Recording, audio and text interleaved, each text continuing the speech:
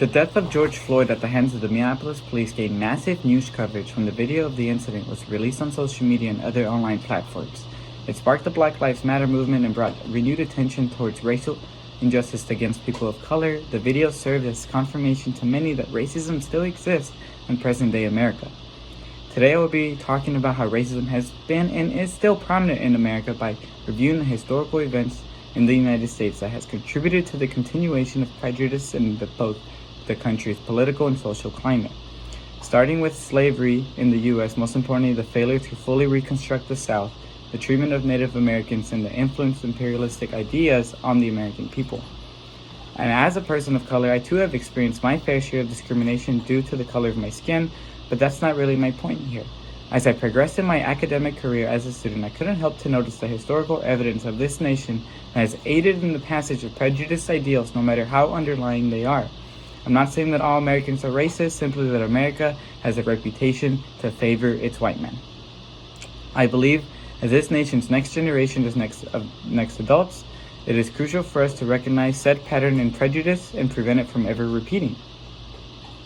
I will begin by explaining the failure of reconstructing the South.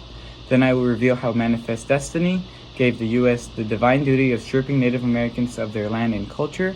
And finally, I will explain how the imperialistic America further supported the continuation of white man's superiority towards people of color.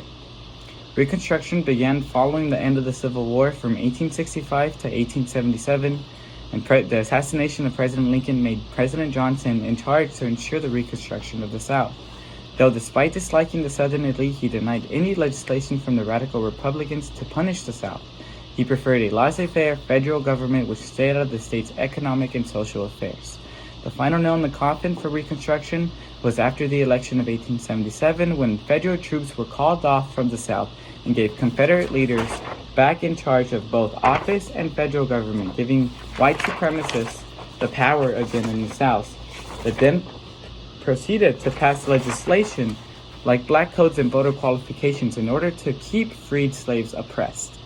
The mere fact that Confederate leaders were pardoned and some even given seats in Congress played a big role in embedding strong prejudiced views in future government officials and legislation. Following the Civil War, the U.S. looked to expand westward and has a history shown us there strong prejudice reasons in stripping the Native Americans from their land and culture. Manifest Destiny gave many Americans a divine duty to Americanize the savages that were Indians as they explored west, even after countless Indian American wars. The government permitted reformers to remove Indian children from their homes and place them in boarding schools where they were stripped from their native traditions and forced to embrace the culture of American lifestyle. Then we come to imperialism America in the aftermath of the Spanish-American War, where U.S. gained control of nations like Guam, Puerto Rico, and the Philippines. The poem by Rudyard Kipling, The White Man's Burden, gained massive support for the colonization by the American people that resonated with the poem's message that the government should take up the burden of civilizing the new colonies since it was their duty to care for the indigenous subjects. Which brings me to my conclusion. The history of the United States from the very beginning has shown us underlying negative bias towards people of color in both legislation and social dynamics.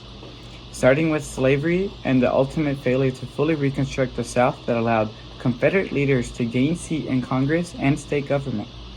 Even after the Civil War, as Americans searched financial gain out west, that ultimately stripped the Native Americans of their land, culture, and way of life by Americanizing them simply because it was their divine duty as the superior white race. Finally, we reviewed the involvement of the U.S. Latin America, the involvement of the U.S. in Latin America, and the infamous poem, The White Man's Burden, that aided a pivotal change for the American people to support imperialism. This shines a light on that America has supported the oppression of people of color for economic, social, and global advancement in becoming one of the strongest nations of the world to this day.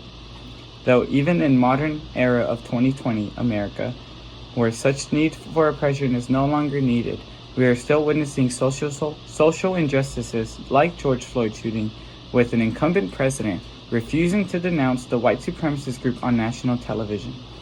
Racism in America is a real thing. No matter the timeline, we have seen the injustice occur to many of those who are of color, and I ask for the next generation of educated Americans to recognize that and use our voices to eradicate racism in our government, both state and federal.